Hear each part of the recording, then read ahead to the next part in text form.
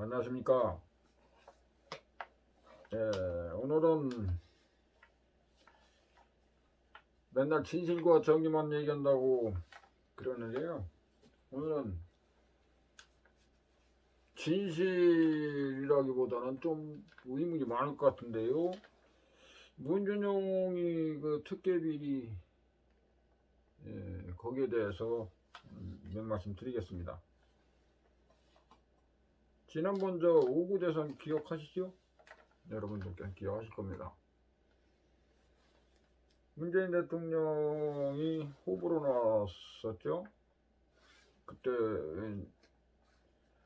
그리고 그 상대로는 홍준표, 안철수, 유승민, 심상정 등 그 당시 그 선거전이 치열할 때 이시정원하는 그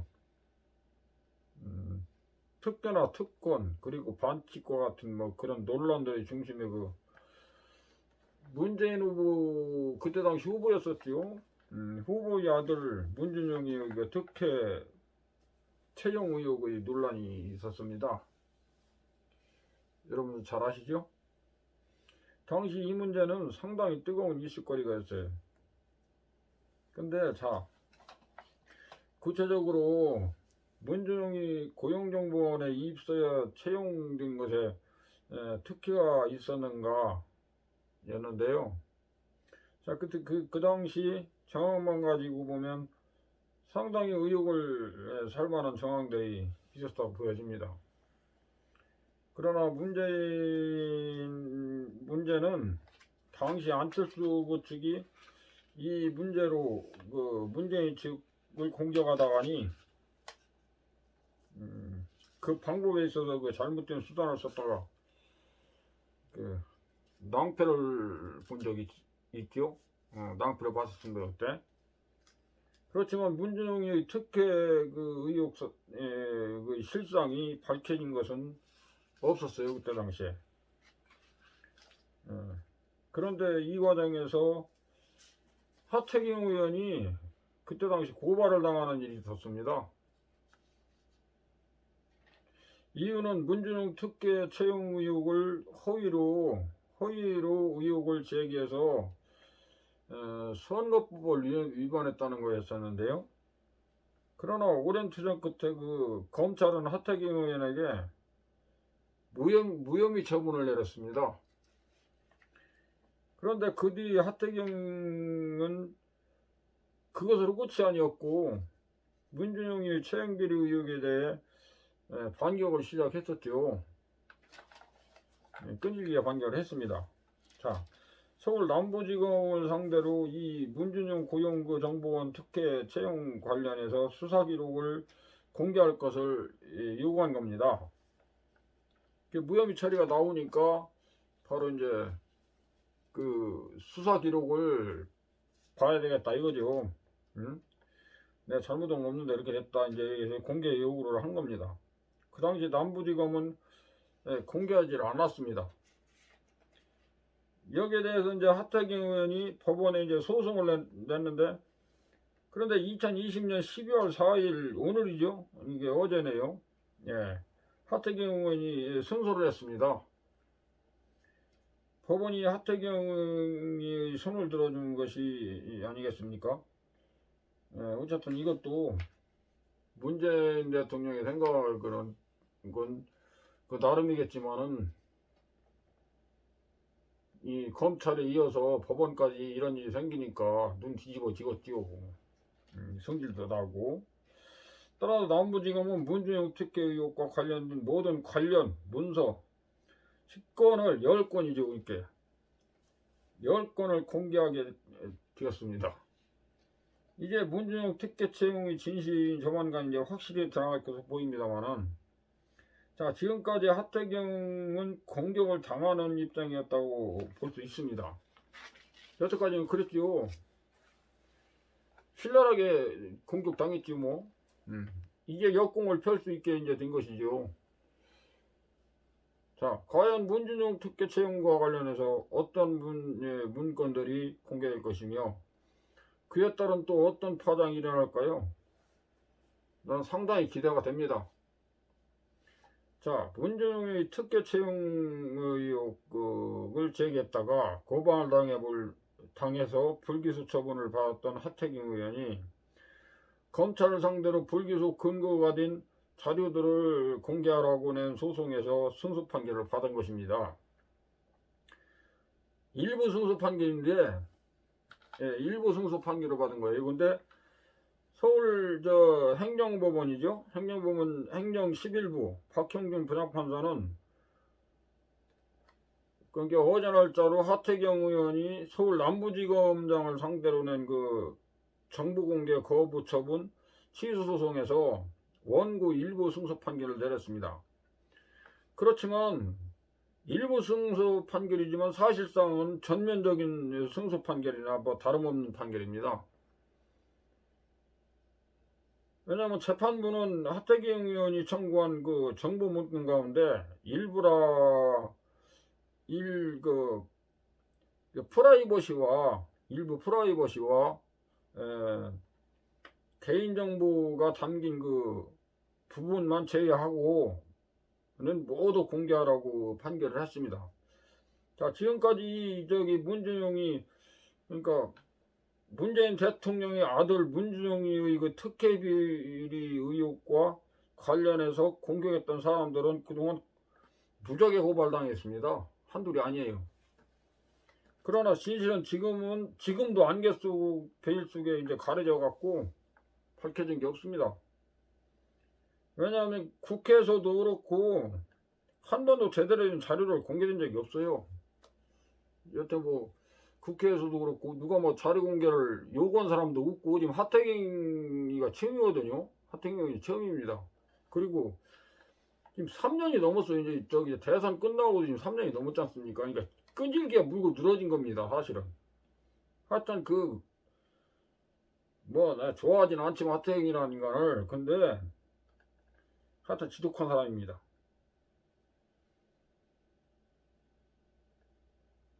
그러나 이제 검찰은 알고 있을 겁니다. 아마 그걸 모를 리가 없죠. 다 조사를 했으니까 비리가 있던지 없던지 간에 그걸 다 알고 있을 겁니다. 아마.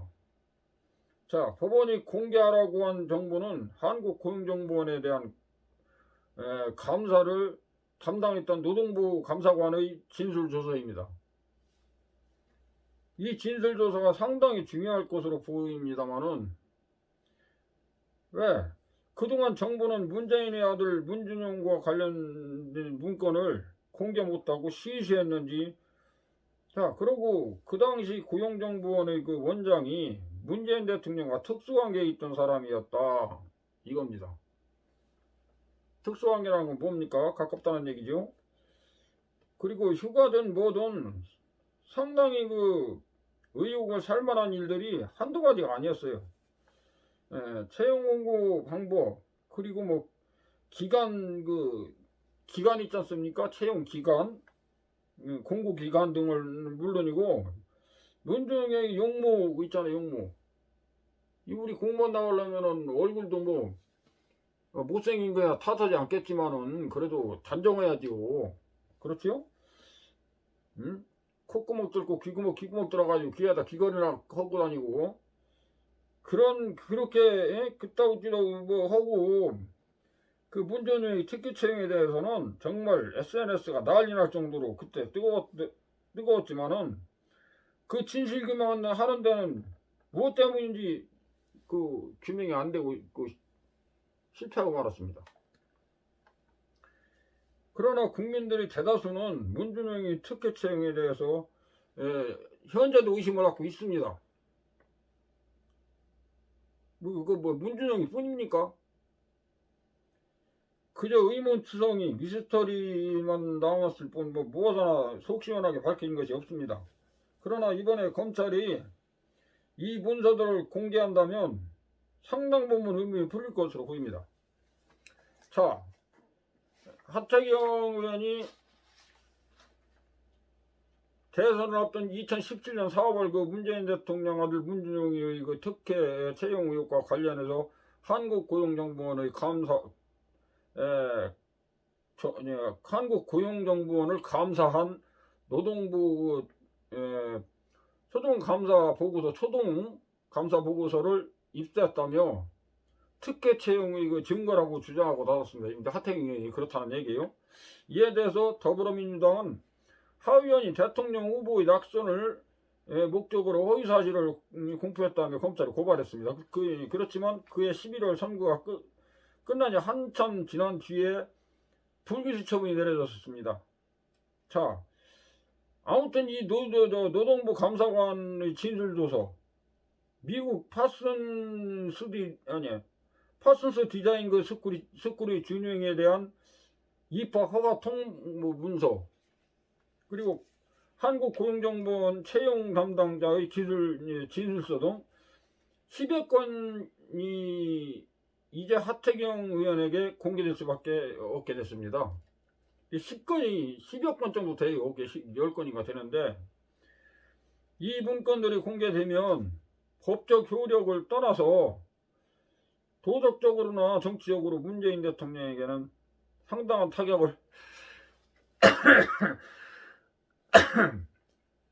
죄송합니다.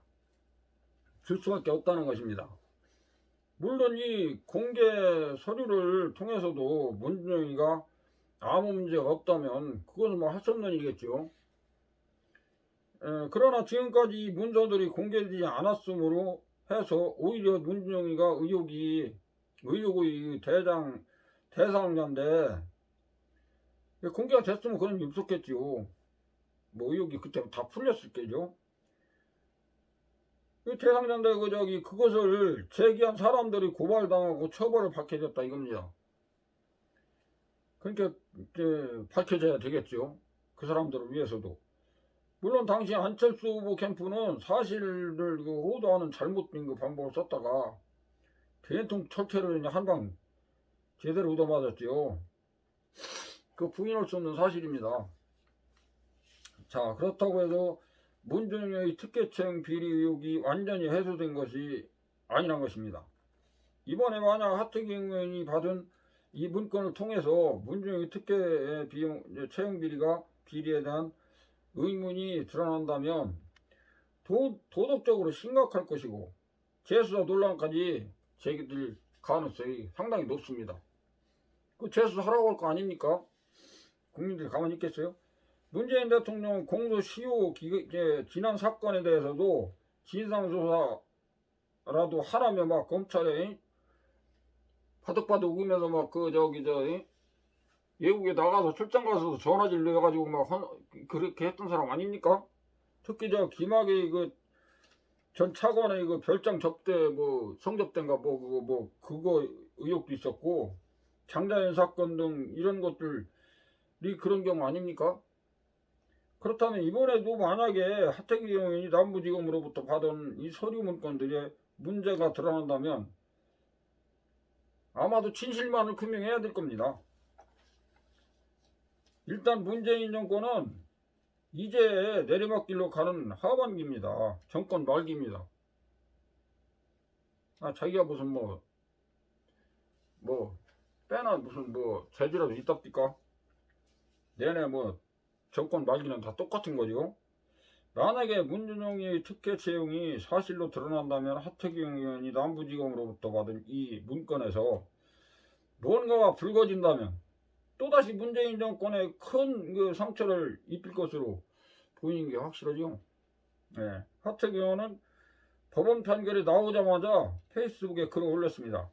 자, 자신의 특혜 의혹 제기에 대한 민주당 측 고발과 관련해서 다음과 같이 말을 했습니다. 검찰은 6개월에 걸친 수사 끝에 저의 혐의를 완전히 벗겨주었다. 저의 의혹 제기는 다소의 신빙성 있는 자료를 바탕으로 한 합리적인 추론에 근거한 것이다. 그렇게 판단을 내렸었다. 저에 대해 추미애 당대표의 중상 모략 혐의를 벗겨졌던 검사의 이름은 이정화다. 자, 여기서 이정화 검사 기억나지 않습니까?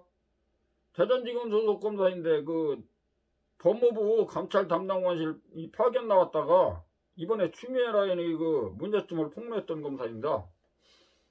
윤석열 총장은 죄가 없다고 본인이 직접 작성했는데 이것을 갖다가 그 대목을 삭제했다고 주장했던 바로 그 양심선언한 바로 그 이종화 검사입니다. 그게 잘못 걸린 거죠. 이게 또 문준영이가 이 검사한테 걸린 거예요. 하태경이도 고맙다고 하는 거죠. 여기다 그 검사가 바로 하태경이 이 사건을 담당했나 봅니다. 추미애 당대표, 당시 민주당 그 대표가 이제 고발했었는데 그때 당대표가 추미애였습니다. 며칠 전 윤석열 총장에 대한 그 법무부 불법적인 경찰 행태를 묵고한 이종화 검사다. 이렇게 당당하게 얘기했어요. 그러면서 아울러 당시 검찰은 문준영이 채용 과정에 대해서도 자세히 수사를 했다. 문준영이 채용 과정에 관련된 6명의 한국고용정보원 관계자들을 모두 불러서 진술을 들었다. 예. 당시 수사 자료만 해도 1,000쪽이 넘게 보존되어 있다는 것을 나중에 알게 되었다. 이종화 검사 이분이 문준영이 특혜 채용 의혹에 대해서 방대한 양의 수사 자료를 남긴 덕분에 진실의 흔적을 찾기 위한 노력이 가능해졌다고 거듭 이종화 검사에게 고마움을 표현했습니다. 그러니까 되게 고맙겠지요. 예? 몇 년을 갖다 싸워서 저거 한 건데 이걸 갖다 무혐의 처리해 준 것도 그 사람이고 이번에 또 이것도 까발려 주는 것도 그 사람이고 얼마나 좋겠습니까? 고맙다 소리까지 아니고 예, 고마움을 많이 표현했어요. 자, 여기서 이종화 검사가 남긴 기록들은 과연 무엇들이 들어있을까요? 자, 여기에 핵심 증거가 될 수 있는 그 채용 담당자들의 진술서 모두 10건을 공개해달라는 정보 공개 소송을 냈고 오늘 법원이 나의 손을 들어준 것이다. 진실이 밝혀질 자리 멀지 않았다.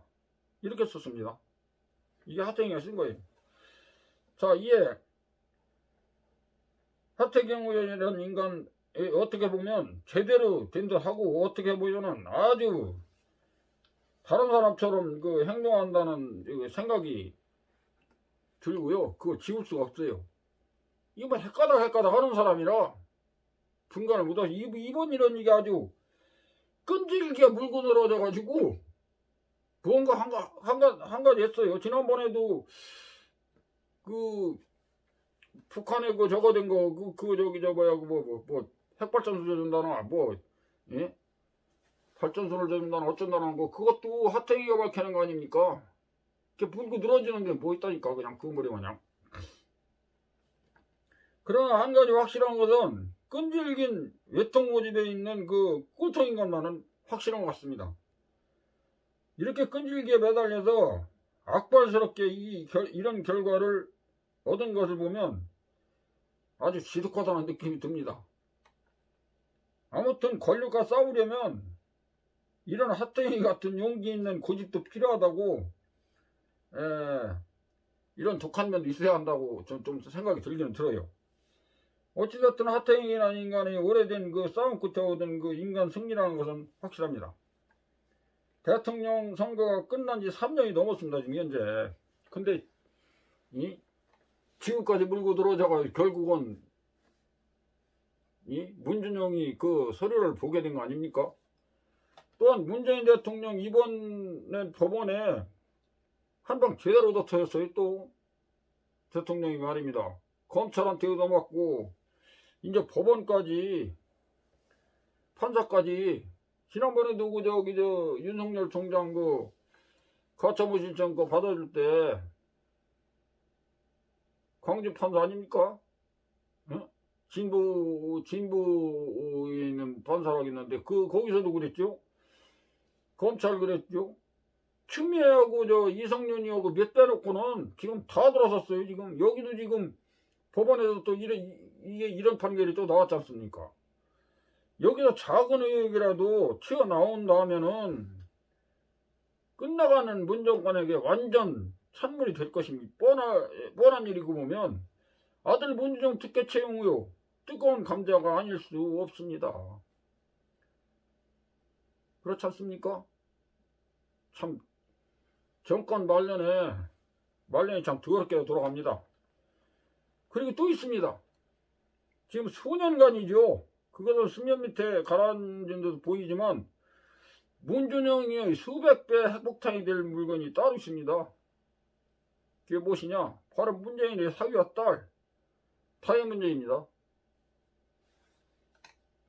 곽상도 의원이 지금 가만히 있지요. 그 가만히 있을 것 같습니까? 여태까지 얼마나 그것 때문에 수모를 당했는데요. 아무튼 지금 문재인 대통령 등골이 오싹오싹 할 겁니다. 지금 원전 비리 수사 들어갔지. 지금 이낙연이 또 오늘 완이 거덜나게 생겼는데 여당 대권 주자라는 그런 국무총리까지 했지 않습니까? 당대표고. 그런 인간이 지금 비리 그것도 정치자금 법 위반이니 선거법 위반이 제대로 걸렸습니다. 지금. 그래 왜 괜히 윤석열을 건드려가지고 잘 달려가지고 쓰던지 하지. 이런 수에 많으니까.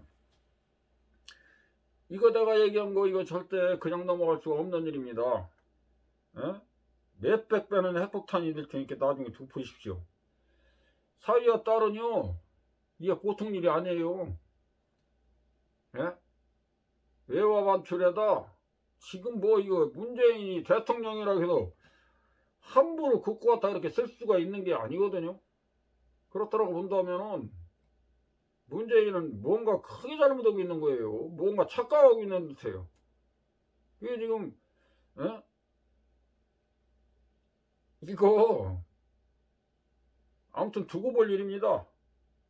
문재인 과연 어떻게 될까 매우 궁금하고 기대가 됩니다.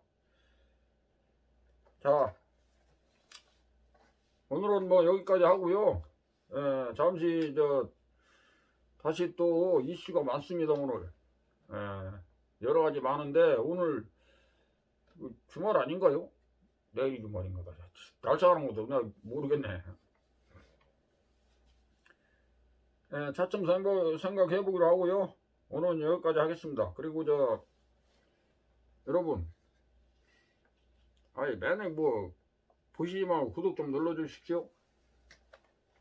네, 부탁합니다.